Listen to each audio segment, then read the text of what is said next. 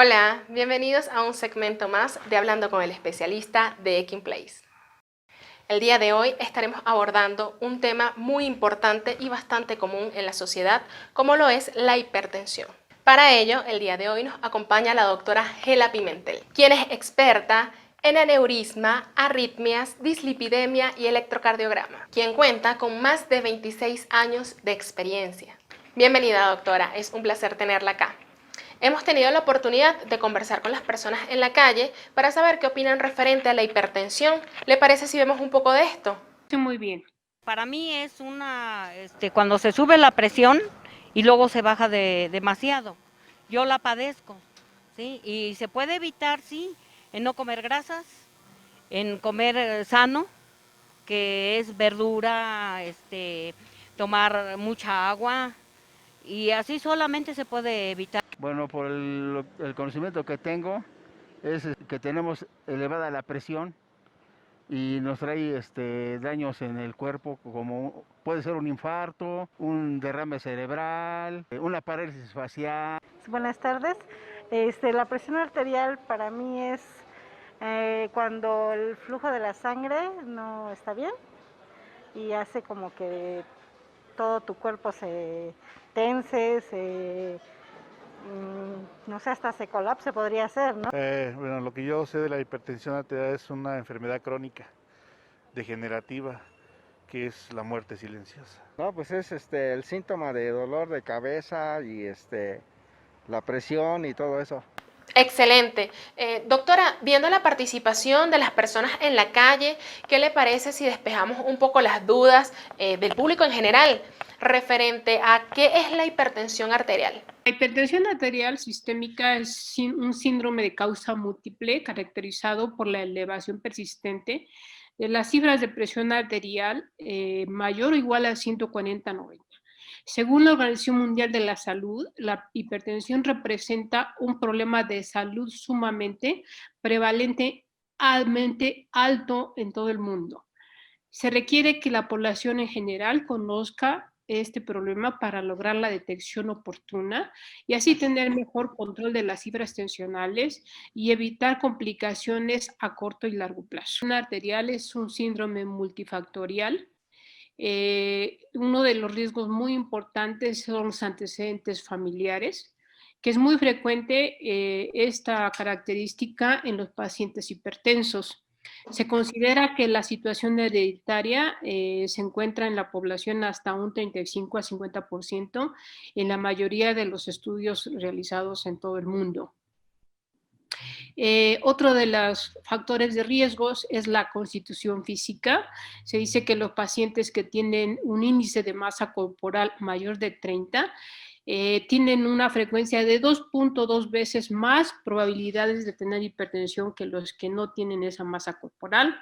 Asimismo, también los pacientes diabéticos y con hiperlipidemia, colesterol alto, la incidencia de hipertensión arterial es más alta. Factores de riesgo para la hipertensión están como el ser varón, que es más frecuente que ser mujer, la edad, entre mayor edad, mayor riesgo de hipertensión, los hábitos como el fumar, que son una de las características muy importantes de riesgo, el colesterol alto, los lípidos altos, el ácido úrico alto, la diabetes mellitus, el sobrepeso u obesidad, antecedentes familiares de que haya habido un accidente vascular prematuro en pacientes varones menores de 55 años o en mujeres menores de 65.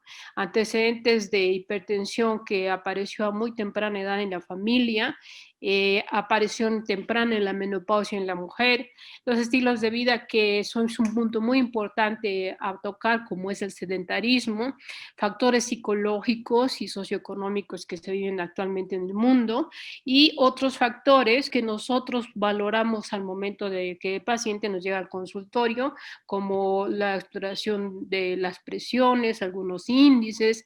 Cuando hacemos un estudio de laboratorio, nosotros podemos detectar que hay falla renal con alteraciones de la microalbuminuria, y todo eso nosotros lo valoramos en el consultorio, que son factores de riesgo para que un paciente presente hipertensión, y algunos estudios adicionales que también podemos ver un electro alterado, una situación como un examen de eco alterado y otras cosas que nosotros valoramos en el consultorio y que son factores de riesgo para que el paciente presente hipertensión arterial.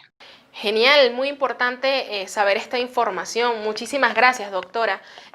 Y otra de las preguntas que han surgido es ¿cuáles son los síntomas de la hipertensión arterial? En sí, los síntomas en la mayoría de los pacientes con hipertensión arterial alta no tienen signos así muy característicos, e incluso si la lectura en el consultorio son muy altos, a veces el paciente está asintomático con unas cifras muy altas que son sumamente peligrosas. Algunas personas con hipertensión arterial tienen dolor de cabeza, por ejemplo, tienen dificultad para respirar, tienen sangrados nasales, pero en sí estos signos y síntomas no son específicos y por lo general no se presentan hasta que la enfermedad está muy avanzada y es una etapa que potencialmente es fatal. Así, de esta manera tenemos que por la falta de los síntomas es difícil de diagnosticar, a pesar que lo más simple es la medición de la presión arterial, que podría marcar una diferencia entre controlar la enfermedad a tiempo y que se mejore el pronóstico tanto a corto y a largo plazo, porque estamos hablando de una alta mortalidad en los pacientes que no se controlan. De acuerdo, doctora. ¿Y a cuántas personas afecta actualmente esta enfermedad? En los informes que tenemos desde el punto de vista de investigación, dicen que en todo el mundo más de 1 de cada 5 adultos padecen hipertensión arterial sistémica. Este trastorno, si nos damos cuenta, causa aproximadamente la mitad de todas las defunciones por accidentes vasculares cerebrales y por cardiopatías. Tenemos que las complicaciones derivadas de la hipertensión arterial son la causa de 9.4 millones de defunciones por año en el mundo. Y así tenemos que la prevalencia actual de la hipertensión en México, tenemos unas estadísticas de un 31.5% y es más alta en pacientes adultos con obesidad y pacientes adultos con diabetes mellitus. ¡Wow! Las cifras son bastante altas. Y doctora, ¿cómo se diagnostica la hipertensión arterial? Bueno, la hipertensión arterial en sí, si vamos por la situación de síntomas, cuando nosotros encontramos los síntomas es un poco tarde. Lo más sencillo es el registro de la presión en chequeos médicos en consultorio, y cuando nosotros encontramos una presión arterial sistémica mayor de 140, 90 o igual, en la consulta tenemos que ponernos muy atentos para detectar si esa medición única de consultorio está determinada en un paciente que ya es hipertenso. Esa es la forma más sencilla de detectarla. Después vienen algunas definiciones que creo que es importante que el público en general la conozca. ¿Qué es una presión normal? ¿Qué es una presión óptima? ¿Y qué es una hipertensión y los estadios que nosotros valoramos en el consultorio? Y es tan simple como la detección con un manómetro de las cifras de la presión arterial en pacientes que van a una consulta normal de un chequeo médico. La presión óptima, en una presión de 120/80. ¿Cuál es la presión normal? Podemos ver la cifra sistólica y diastólica para que nosotros digamos que es una presión normal cuando estamos ante un chequeo de un paciente en el consultorio. ¿Cuál es la presión alta en donde ya nos empiezan tenemos que ver esos focos de que el paciente ya puede ser hipertenso, ya determinado, y nosotros podemos ver una presión sistólica entre 130 y 139 y una presión diastólica entre 85 y 89.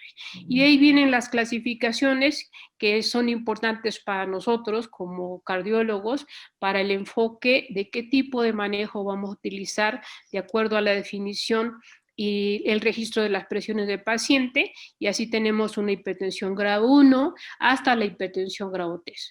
Entonces, con esas definiciones, pues ya estamos obligados a ver el panorama general del paciente, hacer una determinación seriada de la presión e incluso hacer algún monitoreo de 24 horas para determinar que si efectivamente el paciente es hipertenso y dar un tratamiento oportuno y adecuado. De acuerdo, doctora. ¿Y cuál sería el tratamiento correcto? Mire, el tratamiento correcto es, como hemos visto, es un síndrome multifactorial.